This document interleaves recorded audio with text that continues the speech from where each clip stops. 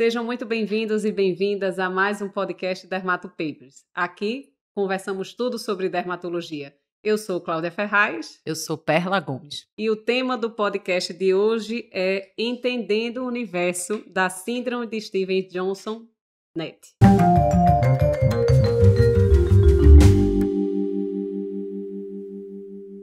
Isso. Barra NET ou necrólise epidérmica tóxica, né, Perla? Isso. Então, essa, na verdade, é uma erupção provocada por droga, considerada muito grave, que é uma doença, uma condição dita espectral, né, Perla? E que Isso. acaba sendo de relevância para qualquer médico, já que todos nós somos prescritores de medicação. Então, acho que vale o conhecimento sobre esse tema, a classificação mais correta e como a gente pode abordar, apesar de saber que ainda é um desafio, a gente não tem ainda consensos maravilhosos universais, já que se trata de uma condição relativamente rara, ainda bem, e a gente não vai ter um consenso bem estabelecido, robusto, indicando o que é que a gente deve fazer. Mas vale o reconhecimento porque, assim como qualquer outra erupção por droga, a suspensão da droga envolvida é o que vai denotar um melhor prognóstico. Então, vamos conversar um pouquinho sobre isso, né, Perla? Isso. Então, vamos lá. O que é que seria, então, a síndrome de Stevens-Johnson ou a necrólise epidérmica tóxica? Então, é uma doença que a gente já viu que ela é uma doença aguda, é uma doença que leva, muitas vezes, é fatal, né, Claudinha? Leva à fatalidade.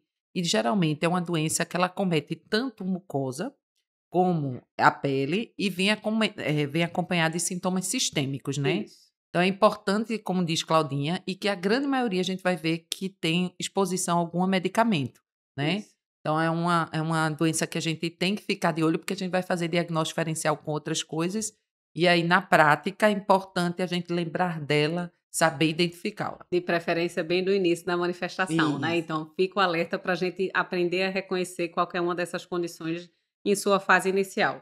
E muita gente tem a dúvida de como diferenciar o que seria um quadro de Steven Johnson e um quadro de NET.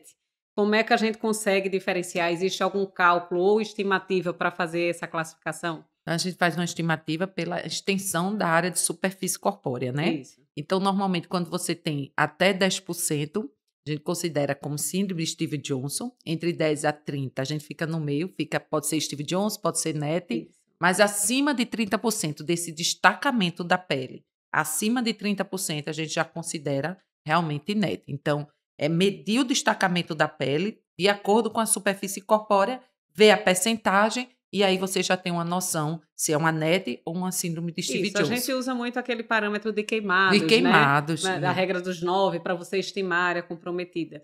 E a gente lembra que essa aferição, esse cálculo, é da área de necrólise, é a área preta, destacada, não é um rache, gente, não é uma área de eritema sutil.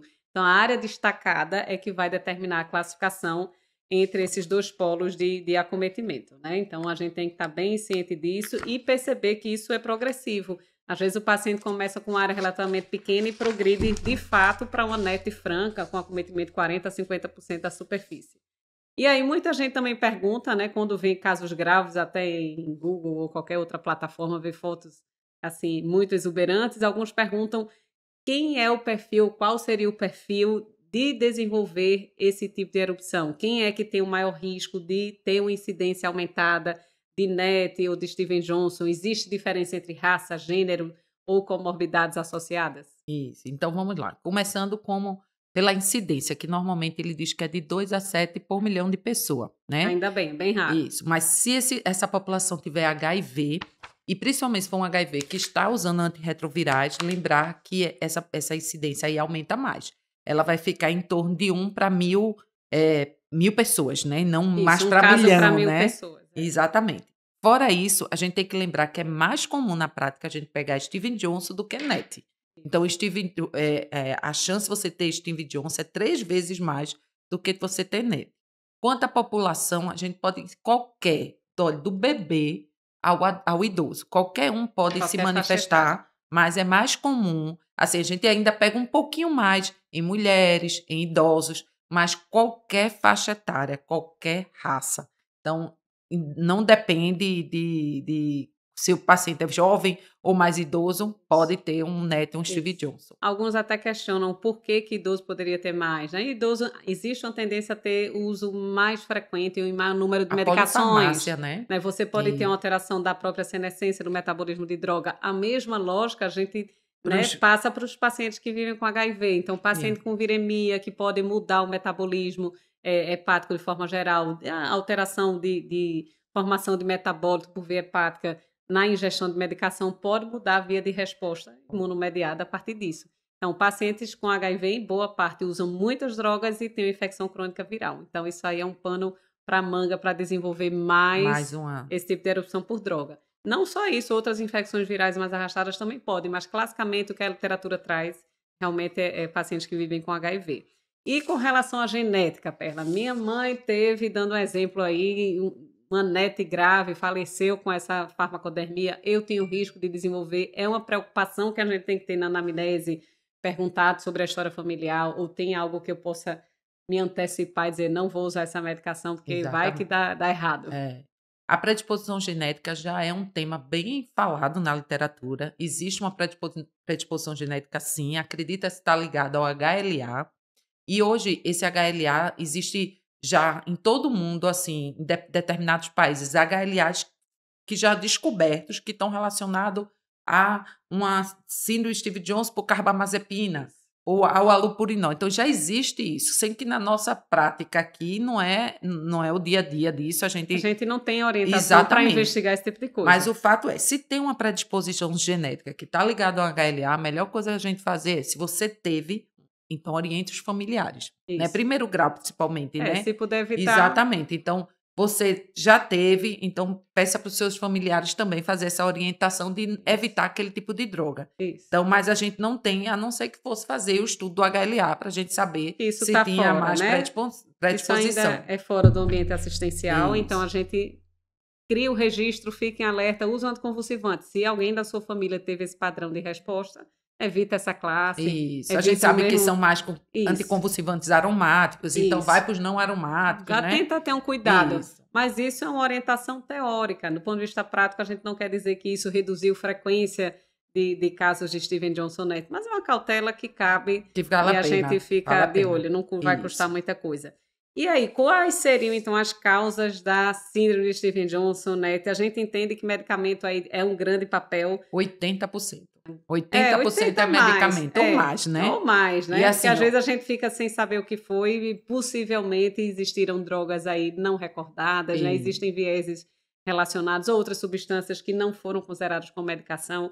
A gente lembra que até medicação sem ser por via oral, né? Colírio, suplemento. Eu já vi um caso... às vezes as pessoas nem lembram, né, disso, que não era né? nem de Stevie Johnson. Eu estava lendo um caso de eritema fixo que a família dizia que a criança não ingeria absolutamente nenhuma medicação e não sei como chegaram ao diagnóstico de que tinha sido um antibiótico prescrito para o frango que ela cuidava num quintal, assim, e se alimentava dele. Então, foi uma coisa... Em cadeia, né? Em cadeia. E você então, nunca foi uma coisa né? alimentar. Eu jamais ia pensar nisso. Exatamente. Então, assim, às vezes, a exceção a gente não vai flagrar nem o uso de medicação. Mas a gente considera que 80%, 90% realmente tem uma coisa bem estabelecida. E com aqueles pacientes que usam muito tempo de medicação, quais seriam as drogas suspeitas? Em que tempo a gente pensaria? Vamos lá. Então, primeiro, em relação às medicações. Qualquer medicação. Então, a gente vai ver na literatura que existem as medicações que são mais comuns, mas qualquer uma. Então, a gente brinca muito que são os AA, né, que é o antibiótico, anti-inflamatório, anticonvulsivante, allopurinol, antirretrovirais, que é a nefparina. Nevirapina. Esquece. Era muito comum, mas hoje a gente não usa mais, né? Não usa tanto. O período varia muito. Mas você pode ser um período que vai de 4 dias a 4 semanas. Por que é importante isso? Porque a gente vê na prática assim, doutora, mas já faz tanto tempo que eu estou usando a medicação, por que só agora ela deu reação? Então, a gente tem que sempre pensar nisso, porque existe farmacodermias que precisa de mais tempo. Principalmente se a pessoa já teve contato com aquela droga, pode ser mais rápido. Isso. Mas, às vezes, quando ela nunca teve contato com a droga, então, às vezes, vai para 4 semanas ou até 8. Para você ter o quadro e começar as A manifestação. manifestações. Então, a gente tem que ter muito cuidado com isso e lembrar que nem tudo é tão rápido. Às vezes a droga já até parou, mas a manifestação às Vem vezes depois. Às vem vezes pode depois, ter né? sido, né, um antibiótico para infecção respiratória que ele usou 14 dias a um mês. Isso. E aí você fica nesse nó. Então, assim, a gente diz sempre, investigar causa medicamentosa etiológica aí no processo de Steven Johnson é formiguinha de anamnese. É verdade. Vamos lá detalhar, mas foi que dia que começou, que dia que parou, que Bota outra no medicação. data, tudo. Anota tudo e vê temporalmente o que é que faz mais sentido, exclui tudo que for possível, que às vezes são drogas muito relevantes para a sobrevivência do paciente, mas assim, não tem, digamos, uma investigação, um exame mandatório que vai indicar qual é a droga. Então, é muito mais a história clínica, a anamnese, o segmento que vai acabar indicando qual a droga mais suspeita ali, segundo o envolvimento, né? Isso. E aí a gente tem aí entre os antibióticos, né, como a gente falou, é importantíssimo. Tem gente que está tomando um cipro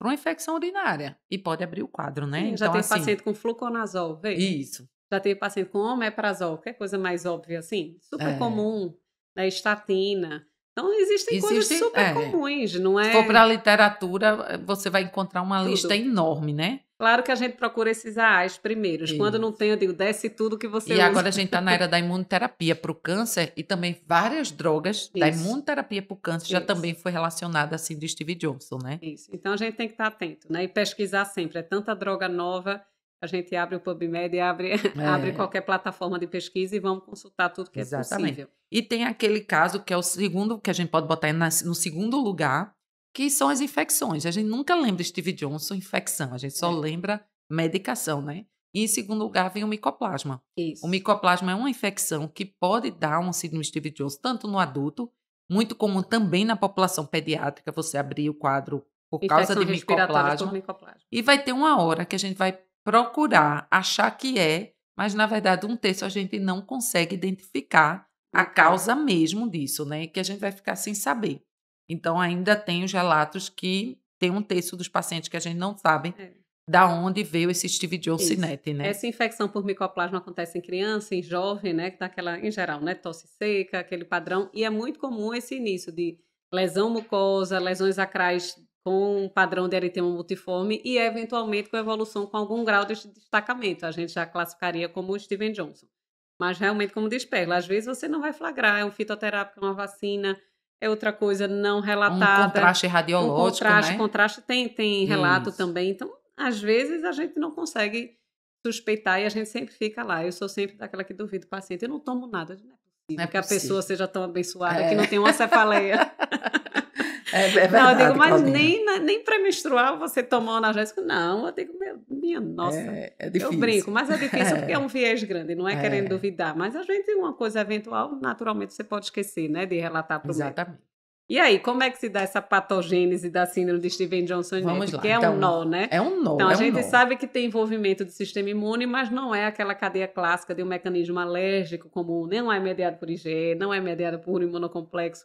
Como é que a gente pode, assim, de forma bem simples e objetiva, traduzir para quem está nos escutando? Então, a gente sabe que é uma reação de hipersensibilidade tipo 4, onde vai ser ativados os linfócitos do tipo CD8. E esses linfócitos, eles vão se ligar lá através do faz, né? Dos linfócitos com o faz dos queratinócitos, e isso vai estimular ali os queratinócitos a liberarem granzinas, perforinas e granulisinas, e isso vai levar à apoptose dos queratinócitos. Então, de forma bem simples, é mais ou menos essa... Isso, existe a formação de apiteno, que é apresentada aos queratinócitos reconhecidos pelos linfócitos, e uma liberação de proteína pró-apoptótica. Isso. Então, vem em cascata gerando, né, necrose de queratinócito. Então, a gente explica muito isso porque não é uma coisa mediada por célula convencional, com macrófago de estiócito. Não é imunocomplexo que vai ativar complemento. Não é assim tão simples. Por isso, a dificuldade da gente também tratar. Quem imagina que já liberou um boom de proteína. Exatamente. E agora, quem segura o trampo aqui para frear essa necrose? Então, não é uma coisa tão simples, mas a gente explica que existe, na verdade, uma ativação principal de célula TCD8, o estímulo de apoptose com liberação de proteína, como você falou, granzima B, granulisina, perfurina, e é uma dificuldade para a gente conduzir, porque o mecanismo não é tão claro e não tem até então algo maravilhoso para frear esse processo. Né? Mas sabendo aí mais ou menos, né, grosso modo, como é que seria a patogênese dessas manifestações, a gente, antes de tudo, tem que flagrar e suspeitar dessa condição. Então, quais seriam aí as características clínicas iniciais e de evolução da síndrome de Steven-Johnson e da NET? Às vezes ele pode começar com um sintoma meio mononucleose-like, né? O paciente pode ter febre, moleza, sintomas Parece um gripais. pródromo, né? Isso, parece um pródromo. Pode ter uma rinitezinha, os olhos podem começarem a ficar vermelhos, uma mialgia, né? E aí, depois de alguns... Ou até um rash, né? Até um rash, que lembra o quadro viral. Exatamente. E aí, depois de alguns dias, o que é que a gente vai ter? A gente vai ter as lesões cutâneas e mucosas, né? E aí, como essas lesões cutâneas? Normalmente, você vai ter as máculas, que podem ser vermelhinhas, eritematosas ou purpúricas. Normalmente, elas são planas. Isso. Mas, às vezes, a gente vê um pouquinho de edema, mas normalmente elas são mais planas. Isso. Anulares. Normalmente elas vêm em forma de um alvo atípico, ou seja, você vê a bordinha mais vermelha e aquele centrinho destacando, mais purpúrico, mais necrótico, né? Além disso, você pode ter as bolhas, pode ter áreas já que já começou a destacar ou não, né? Uhum. E além disso, a gente vai ver que essas áreas destacadas normalmente são muito doloridas. E quando você faz o sinal de Nikolsky, que é lateralmente a lesão, você faz aquela pressão, você consegue retirar aquela epiderme de forma facilmente, né? Isso. Então, a gente tem que pensar sempre, rash que piorou, né? Que às vezes você lembra um pródromo viral, com um rash morbiliforme, que pode ser qualquer coisa, né? Entre aspas. Mas o paciente começa a ter mácula eritematosa, violácea, dolorosa muitas vezes, né? E que começa a fazer bolha e destacar, opa, congela, tem alguma coisa errada. E essas bolhas, como o Perla já salientou, são flácidas. Se a gente pressiona o conteúdo do arzinho, digamos assim, o conteúdo dessa bolha acaba de terminar de destacar a área adjacente, que é realmente o verdadeiro sinal de Nikolsky.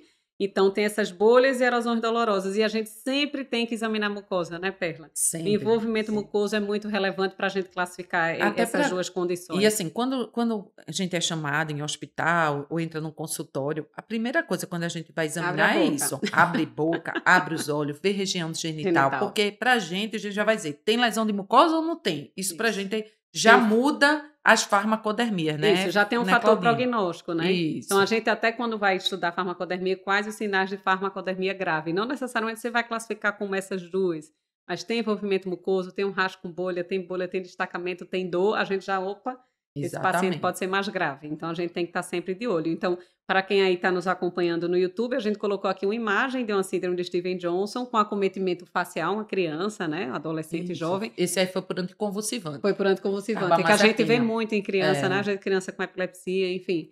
Então, a gente vê um edema de mucosa importante com destacamento aí labial, que não está com a cavidade oral aberta, mas a gente já vê áreas de destacamento da epiderme com necrólise. Esse rosto todo escuro provavelmente vai se destacar em seguida. E a gente vê umas lesões maculares, um rash mais purpúrico do que um morbiliforme. E alguns até fazendo já um alvo atípico mesmo, alvo atípico, com a pontinha mais necrótico no centro. Mostra aí, Claudinha. Um pontinho mais escuro e o halozinho um pouquinho mais claro. Como a gente vê também aqui na outra imagem dos membros inferiores, esse centro como se já tivesse tido necrose, com outro halo mais eritemato purpúrico e às vezes até uma palidez em torno, né? Então, são lesões que chamam a atenção, vai variar bastante, né, dependendo da área de acometimento, mas fico alerta para a gente pensar sempre nessas condições. E além de a gente observar a exulceração de cavidade oral, a gente tem que sempre examinar olho e genitália, principalmente que é uma área que pode se manter muito fechada, né? Isso. Formar pseudomembrana, complicar com sinéquia, atrapalhar a visão, fazer estenose vaginal, uretral, enfim. A gente não pode deixar de examinar essas cavidades, essas áreas mucosas, tanto para diagnóstico como para segmento. Exatamente. Né? E lembrar que assim, a manifestação vai lembrar, aqui eu nem botei tanta pele destacada, mas depois ele vai destacar essa pele e vai ficar um grande queimado. Isso. Então, assim, é muito complexo feito um paciente queimado, né? Isso. Então, é um paciente grave, que vai ter toda vai ter muitas especialidades com ele, porque é um paciente que vai precisar da nutrição, da psicologia, dos cuidados curativos na UTI, né? Então, do UTIsta, de todo mundo junto, para poder ajudar melhor. Porém, na NET, a gente vai ver que é mais comum ainda ter sintomas sistêmicos. Isso aí, que é importante a gente lembrar. Que ele fica mais grave, né? Graças a Deus que ele ainda é menos frequente.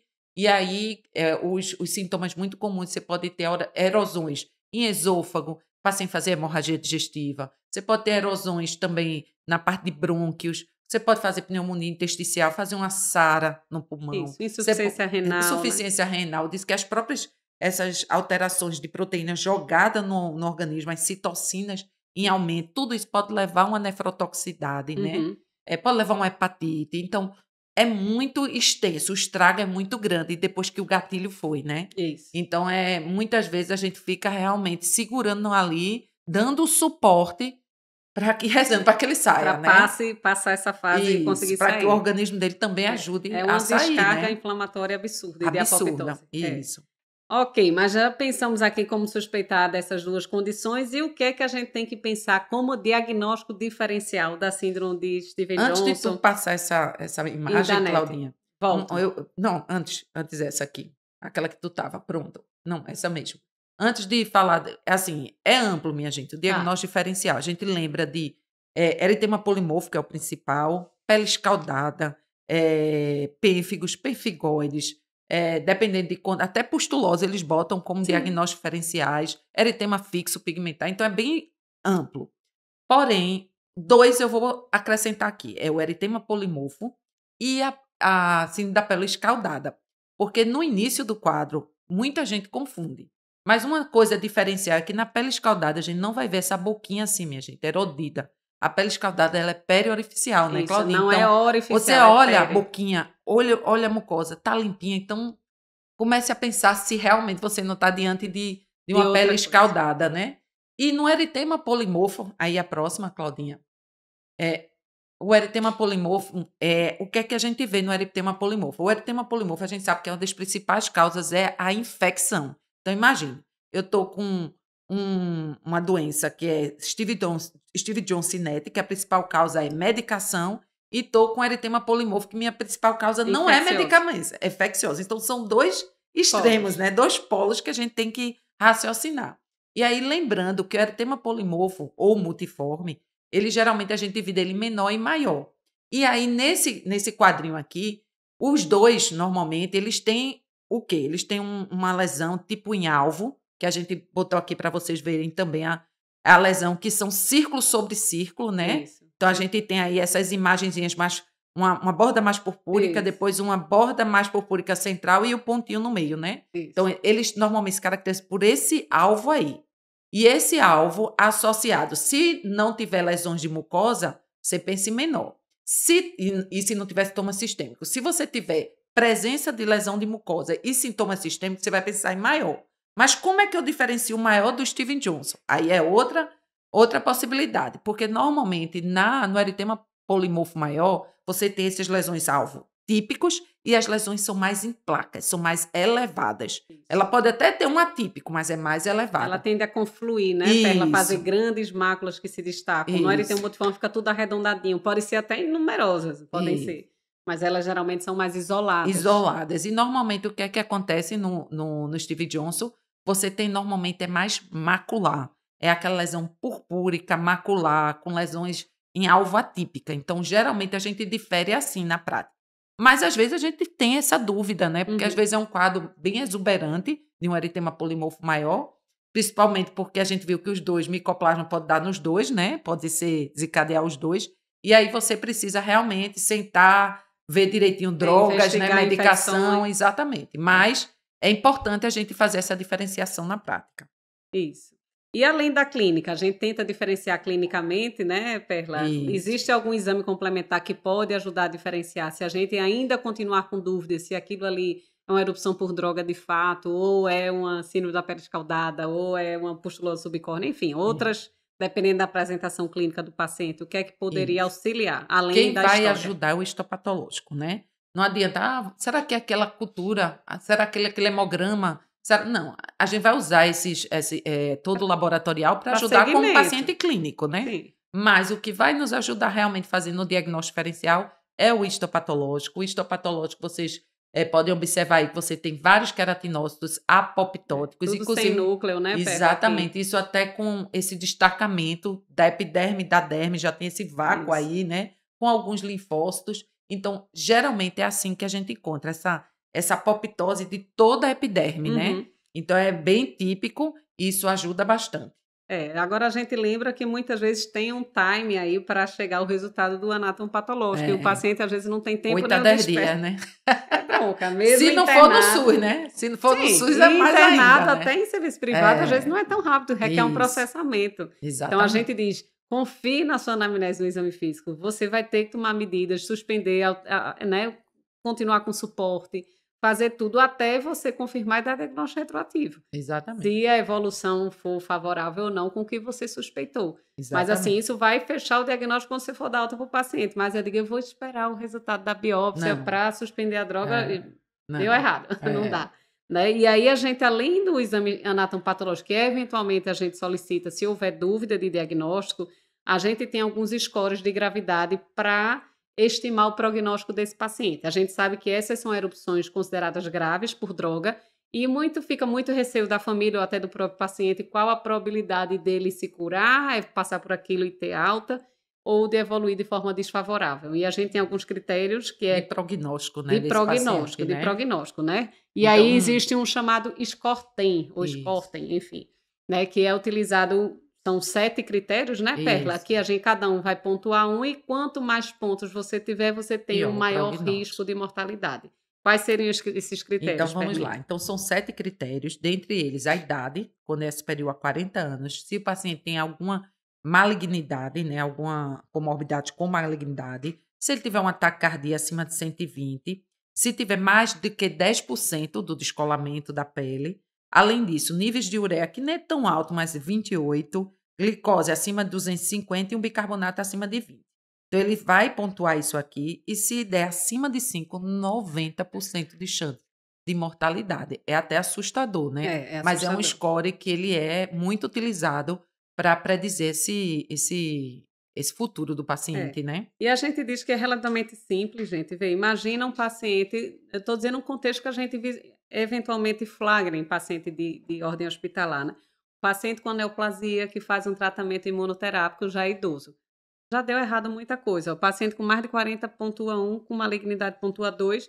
Se já fechou o critério para NET, ele já passou do 10%, ele já pontua Isso. 3, só basta 1. Se tiver taquicárdico, meu Deus. Então, assim, são elementos que não são difíceis de pontuar. É um paciente Exatamente. que vai ter um síndrome de resposta inflamatória sistêmica, então ele vai estar taquicárdico, ele pode desenvolver acidose, né? O O bicarbonato aí mais baixo, bicarbonato, ele pode fazer alguma disfunção dos níveis renal. glicêmicos e renal. Então, assim, isso é muito mais critério clínico de suporte que vai apontar para um melhor ou pior prognóstico. Então, vale a pena realmente o suporte é que vai fazer diferença na evolução desse paciente e a suspensão adequada da medicação para ele passe por isso aí e consiga sair. Né? Então, vamos lá. E muita gente pergunta, né? Muita gente nos convoca, né, Perla, Isso. para Qual pareceres em medicamento, hospital. né? E agora a gente tira o remédio e bota o quê? O que é que Eu a gente estava viajando nas prescreve? férias de julho, recebi, doutor, e a gente faz o quê?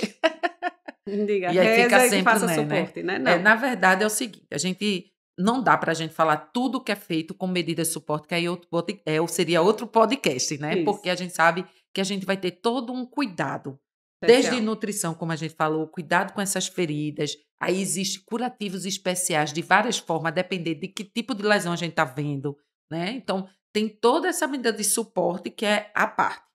Fora a medida de suporte, a gente vai entrar com medicamento ou Ou não, não, que que é é melhor. o que a gente quer, né? Salvar a vida do paciente, entrar com alguma coisa. E existe na literatura algumas medicações que são utilizadas, entre elas o corticoide, a ciclosporina, a imunoglobulina, Anti-TNFs outros, né? anti-NF, fatores de crescimento de colônias. Porém, ainda, como ela é uma doença rara, a gente às vezes não tem aquela população grande para estudo, para coorte, para, né? Então termina que a gente não tem a certeza se aquele medicamento vai ser melhor ou não.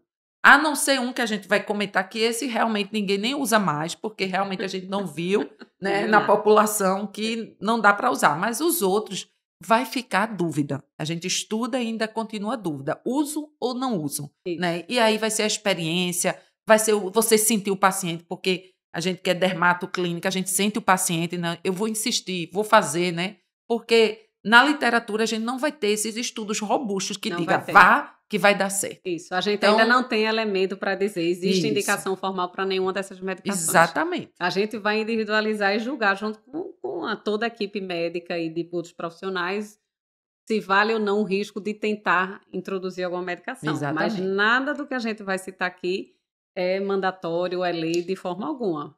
Mas a gente vai até discutir o porquê pode ser a favor e o porquê pode ser contra, né, Perla? E aí eu já lembro aí um pouquinho da patogênese. Lembre que existe uma liberação de proteína propapoptótica generalizada. Exatamente. O que é que freia isso?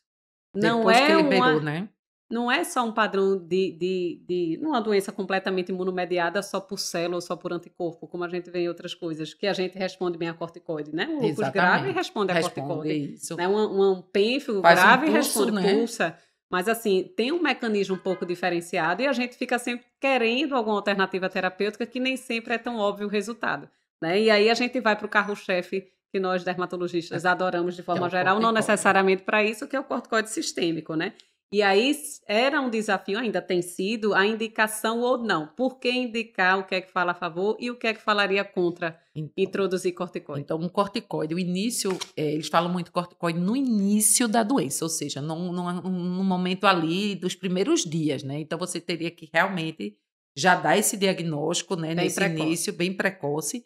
Mas eles falam porque pelo efeito imunossupressor, diminuir algumas interleucinas que estariam ali, que poderiam ajudar a diminuir essas interleucinas, e isso melhoraria. Isso. Porém, tem a contra-argumentação, que se você faz uso de corticoide, a gente sabe que corticoide é maravilhoso para algumas coisas, mas tem um efeito ruim para outras. Então, ali o paciente pode demorar mais a cicatrização das feridas, pode estar imunossupressão, pode levar mais quadros infecciosos, descompensar quadros como diabetes, e aí descompensar todo o quadro inflamatório da pele. E a gente lembra, né, Perla, até como grande queimado, que pode acontecer úlcera péptica, sangramento gastrointestinal, você colocando corticoide é pior ainda, né, que você tem um alto metabolismo, distúrbio hidroeletrolítico. Então, assim, até hoje, a literatura não tem subsídio para indicar corticoide em Steven Johnson, nem NET. Mesmo no início, né? Mesmo no início. A gente não tem embasamento, a gente não tem dado suficiente para isso.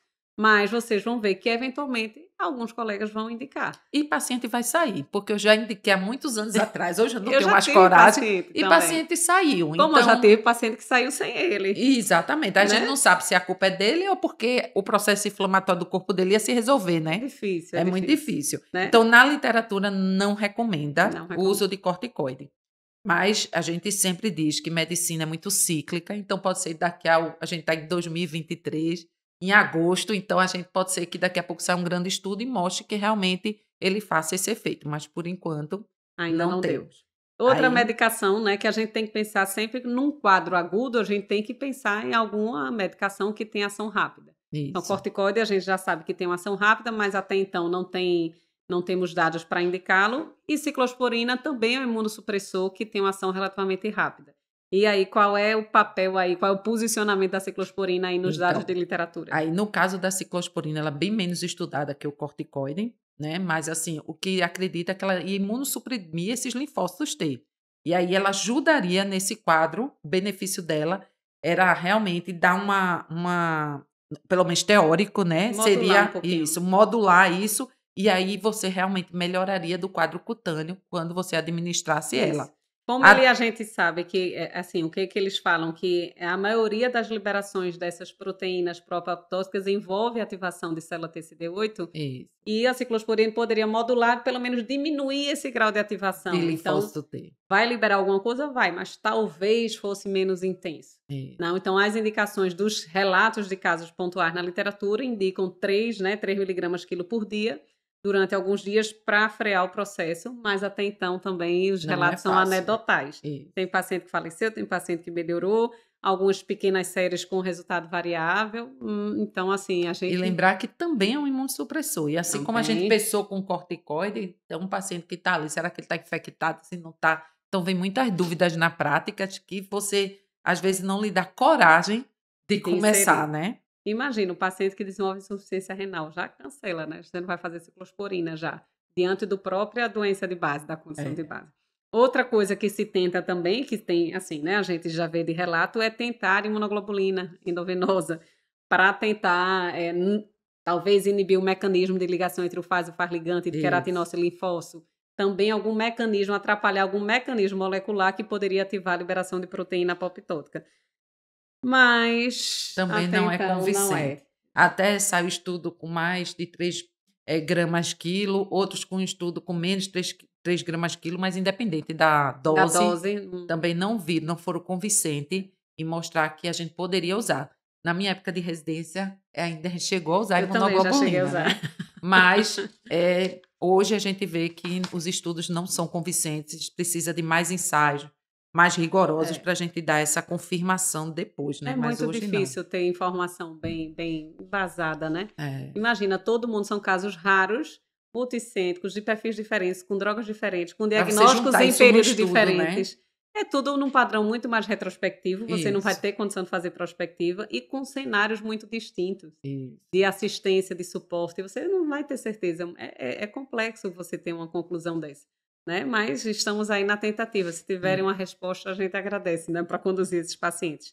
E aí também nesse contexto de imunossupressores, né, que a gente já falou, corticoides, ciclosporina, imunoglobulinas, tentaram também o anti-TNF. Isso. E Qual foi o tentaram. primeiro anti-TNF que tentaram introduzir para a NET e para Steven Johnson, Perlinha? Então, foi tentado com a talidomida e um estudo que eles fizeram com 12 pacientes tratados, teve que parar o estudo porque a quantidade de mortes foi Muito muito superior ao controle.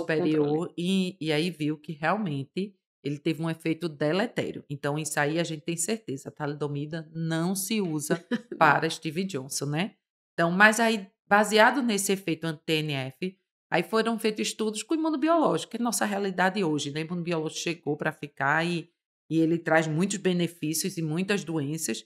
E aí usaram tanto o infliximab como o etanercept e viram que, em relatos de casos, poderia ser uma droga que pudesse ajudar, né, na condução desses Isso. pacientes. A impressão deles é que ele frearia, né, reduziria a progressão de necrólise, né? Isso. Então a impressão é que está bem numa caminhada e parece que reduz a velocidade e o paciente melhora. Mas ainda são relatos, são pequenos grupos de casos que a gente vai precisar ainda de esperar mais um tempo e de mais publicações para indicar. Ainda eu continuo afirmando desde o início, a gente ainda não tem dado na literatura para indicar qualquer uma dessas drogas. Isso a gente vai ter que individualizar. Agora, curiosamente, existem outros tratamentos que parecem ter demonstrado benefício por tabela, né? Não foi uma indicação direta para Steven Johnson nem para NET, É né? aquele, não, você trata por uma coisa e vê que Eita, melhora a outra, melhorou, aí né? a gente até confia às vezes, estou brincando. Então, existe o fator estimulador de colônia de granulócito, que a gente indica em geral para pacientes com neutropenia Neutropenias. febril por várias origens, e já se percebeu que esse tipo de reposição do fator estimulador pode ajudar na cicatrização de feridas de diversas origens. Isso. E aí observaram que esse perfil de paciente parecia reptilizar com melhor velocidade, uma melhor qualidade de pele. Então, também existem relatos, nem esses que parecem ser bem favorável, provavelmente não piora, né? Diferente dos outros que são verdadeiros imunossupressores, poderia acelerar um pouquinho a cura. Não é que ele vai tratar, ele pode ajudar na repitalização. Mas Exatamente. também ainda não é algo mandatório. Também. Inclusive, assim, se você tem aquele perfil do paciente, tá com NET, tá com a neutropenia, porque Aí assim, você vai. nos exames laboratoriais, só dando um retornozinho, você pode ter da anemia, a leucopenia, neutropenia. Então, não é incomum, quando o paciente está com NET, você ter esse quadro sistêmico neutropênico. Aí você entra, aí você vai começar a observar Sim, agora você vai. se essa repitalização realmente está acontecendo, mas o que mostra a literatura é que isso acontece em alguns relatos de casos, sim. Mas a eles mesma nunca coisa. foram indicados Só pra sozinho. isso. Seria aquele paciente que estava com neutropenia. E aí eles viram essa melhora. Isso, mas também ainda são relatos de caso, ainda Isso. todas essas intervenções terapêuticas ainda precisam de mais estudos, né? Talvez caso controle seja mais fácil, já que são casos mais raros, mas não é algo fácil nem de estabelecer, digamos, evidência científica. A gente tem que estar sempre de olho aí no que se publica, porque não é uma resposta fácil. Às vezes o que é hoje é dito exatamente o contrário amanhã e vem outra medicação aí que retorna. Então a gente tem que estar bem atento às publicações. Mas o que a gente queria traduzir aqui para vocês nesse podcast é sempre lembrar, né, Perla, que NET e Steven Johnson são erupções medicamentosas, na maioria das vezes medicamentosas graves, potencialmente fatais, que a gente tem que suspeitar na fase precoce. Isso vai ajudar muito no prognóstico. Suspender a medicação, por né? via das duas, suspende, depois volta, se for o caso, Isso. se não for. Então, o ideal que a gente gostaria é que vocês passassem a suspeitar já naquela fase de pródromo com rache, quando começou uma necrólisezinha de nada, opa, tá pretinho demais aqui, digamos, tá com essa aspecto muito purpúrico desse rastro, suspende tudo para a gente ver se consegue frear esse processo ou não tem uma gravidade tão importante. Lembrar que é uma condição que requer atendimento multidisciplinar, cola em todos os colegas possíveis, enfermagem, oftalmo, UTIsta, clínico, infectologista, nutricionista, tudo, porque vamos precisar de todos eles, que é um paciente realmente grave e, digamos, multifuncional, né? Porque a gente afeta vários sistemas ao mesmo tempo e a gente tem que estar sempre estudando. Eu digo que o assunto não se esgota aqui, porque existe uma raridade da doença e, infelizmente, uma falta de ensaios clínicos randomizados controlados que talvez a gente nunca tenha, mas a gente chega lá no somatório de informações aí que existe na literatura. Exatamente, Claudinha. Foi ótimo, porque a gente faz a revisão da gente também, né, Claudinha? Também, a gente está estudando com vocês, né? E para vocês. Exatamente. Então, era isso que a gente tinha para falar hoje. Se tiverem dúvidas, coloca aqui nos comentários, recomenda para os colegas e aguardamos vocês no nosso próximo podcast. Até a próxima.